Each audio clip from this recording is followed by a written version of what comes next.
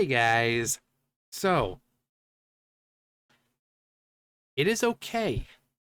If you're male, it is okay to have a very close, good friend, another male friend, be very close to them, and not be gay. I'm just letting you know. I don't know what it is with people when they see two males or two girls, or just this whole idea about inserting things that aren't even there. How many times have I gone over, people like, oh yeah, Zelda is a queer icon, Link is a queer icon, this person's a queer icon. They're inserting things that aren't there for their own satisfaction, their own gratification, because they're so freaking miserable with their own lives. But here we have, and apparently this is par for the course for them, uh, currently planning to steal David Tennant's gender, they, them, lesbian. Also, this one was from 2022. The way they look up at each other like they are in love. I don't care. But here is Kirk and Spock. Leonard Nimoy, man. Leonard Nimoy was freaking amazing. That voice, he had such a distinct voice, you know? And would you believe, it's hard to believe that when he was, I think when he was, him and Kirk, him and William Shatner were kind of doing uh Star Trek, they were already like what, in their 40s? That's insane. But he also played Master Xehanort, but then he died, so they had to get another one, and then that person died, and now I think, what is it? Christopher Lloyd is playing um Master Xehanort. But yeah, so here's a scene, and it's just Kirk expressing his, you know, expressing himself. There's no touchy, I mean, clearly humor, because, Spock will say something, but it's okay to have guy friends that are close and not be gay. But here's the clip. Thought I was going to die. Not possible. You were never alone.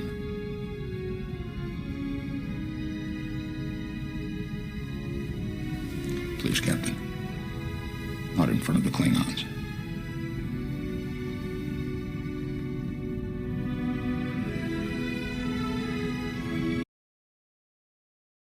They're so gay. No.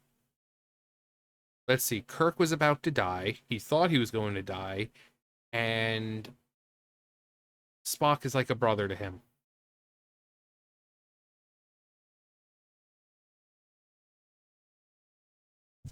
I don't get. You could have saved a whole lot of time by just saying that you've never made a friend in your life. So this is from C.S. Lewis. Those who those who cannot conceive friendship as a substantive love, but only as a disguise or elaboration of eros, betray the fact that they have never had a friend. Yeah. um. Yes. Uh. Yes, you've never had a friend you trusted with your life. Fairly easy. These pronoun clowns, I swear. Because not everyone is gay. So this guy has never had a friend, been on a sports team, or been in an all-male social club. When you aren't addicted to porn, you can enjoy platonic relationships. Spoken exactly like someone with zero friendships, plenty of gay porn accounts. Easy. Most of us are normal, cognitively functional adults. On brand for that account. Yeah, 2022. No group perpetuates the toxic idea that men showing any kind of emotion towards each other are gay more than gay men. But then the person apparently is a lesbian. An example of admiration, respect, and friendship you have obviously never experienced. I mean, this person is getting completely demolished.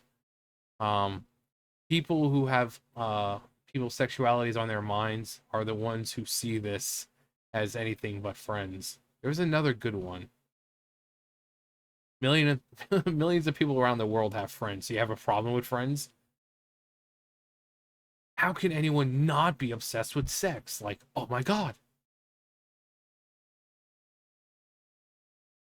Allow me, people.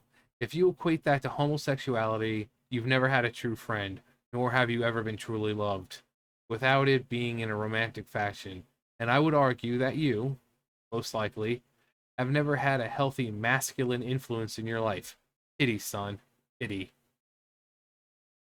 LGBTQ activists always trying to make themselves the norm by attaching to and inserting, pun intended, themselves into anything and everything that has the slightest popularity. Yeah, are Alfred and Bruce gay? You know, Alfred helped raise Bruce since he was a baby, and after his parents, Bruce's parents died, Alfred was the one taking care of him, and they have a deep admiration for each other. They love each other. Are they gay? You expect to see some steamy hot Alfred on Bruce action? No. Friends care about each other. We just want to see each other do well. And this Vulcan only has tears for his mother.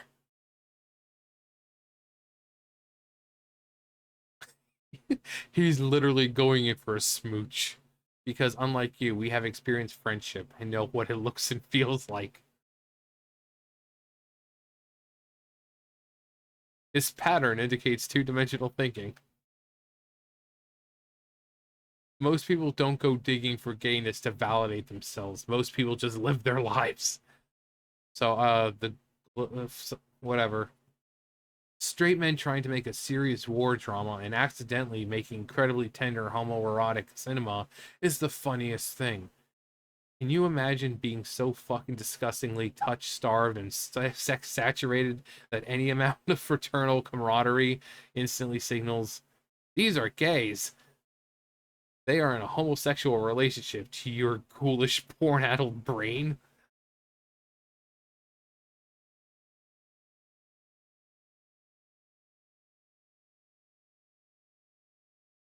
Yeah, I like to report a murder.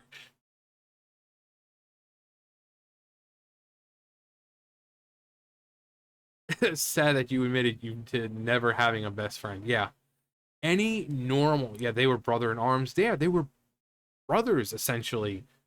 And it was a great thing. You know, it was a great story of, you know, you have one who's human, you know, filled with emotions and all this other, you know, all these other things. Then you have Spock, who's Vulcan, who's born, you know, kind of, you know, taught to not have emotions. Um, and yet, two people, two different races come together and they were basically brothers. They cared about each other, they looked out for each other. When one hurt, the other did too. And it was a great relationship. And Kirk's relationship with Spock was, I mean, you know, he had his relationship with everyone else, you know, with Bones and all of them. But what he had with Spock was special because, again, Spock was raised to not have feelings, you know, and it was a beautiful relationship. And guess what? They weren't gay. I mean, pretty obvious Kirk wasn't gay. I'm just saying. I think he made his, you know, those the old episodes pretty obvious that he wasn't. But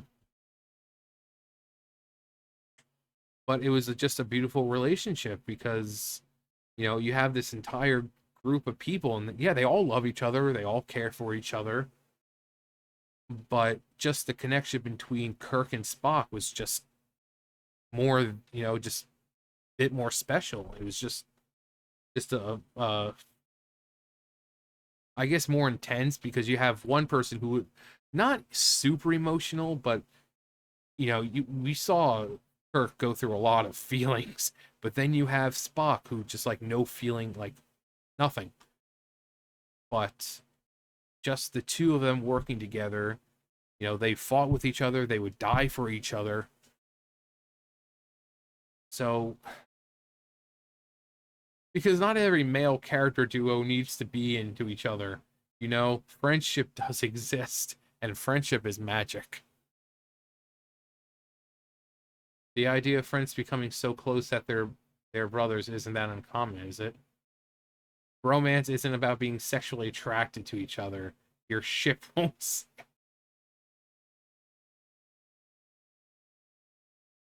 Please tell me this is satire. Grow up. Get a life. William Shatner. It's gross how people have to ship everyone all the time. There are such things as friendships, brotherhoods, etc. Yeah. When you never had a really good friend.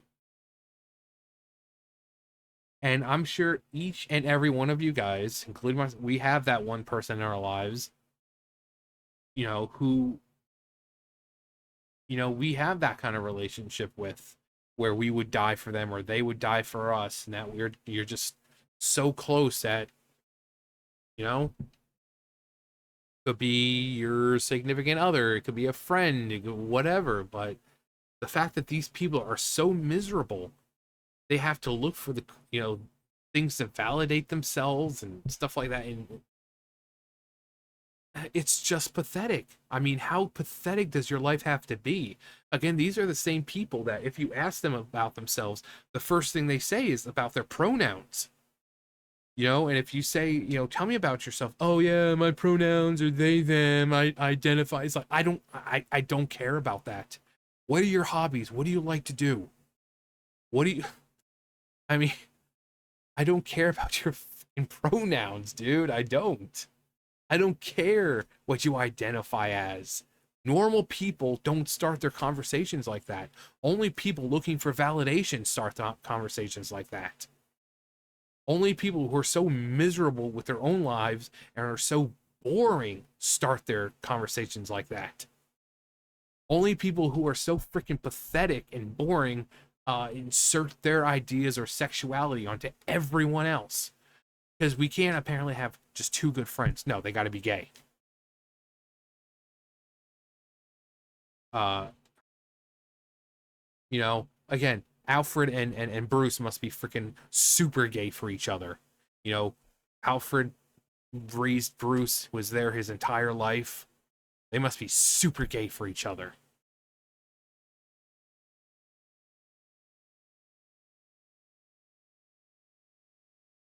And it's true. If you look at this and you're like, oh, they're gay. Oh, there can't be anything, then you've clearly never had a friend. And that is probably the saddest part. But if you've never had a friend, kind of says a lot about you. Maybe because people just don't want to be around you then. It's like one of those, oh yeah, they must be the life of the party. You know, you really shouldn't do that. That's illegal. You know how many animals have to die a year for that? You know, those kinds of people. Yeah. Can't imagine why they've never had a friend. But it's okay to have male friends and not be gay. I mean, back when I was in middle school, high school, I had my best friend. His name was Brandon, and he was like a brother. He like spent the night all the time. Uh, I'd go over to his house, and my mom was like, "Where are you going to Brandon's house?" And I'm like, "Yeah." She's like, "Well, tell him that there's leftovers if he wants to come over and have them." I mean, we would stay up and play games, and we'd both collapse. You know, I'd be on my bed, and he'd be on the little couch in my room. We were like brothers. And guess what? Not gay. I don't know why this is such a foreign concept to these freaking kids. It's okay to be friends in you know, whether it be male or female or whatever, and not be attracted to them sexually. You can be attracted to their mind, you can be attracted to their personality. It doesn't make you gay. You just admire them for whatever it is you're admiring them for. And again, Kirk and Spock just had a more special relationship than anyone else. Than anyone else in the crew. And the fact that Spock cared so much for Kirk, despite the fact of, he doesn't show his feelings or doesn't express feelings, that was a major thing too. But no, they've got raging hard-ons for each other. Freaking break, people. Anyway, let me know your favorite super gay couple. Was Spock and Kirk yours, or was it Luke and Yoda? I mean, come on, did you see the way they looked at each other sometimes? I'm gonna use that force right now, rip them clothes off. I'm done. I'll see you guys later.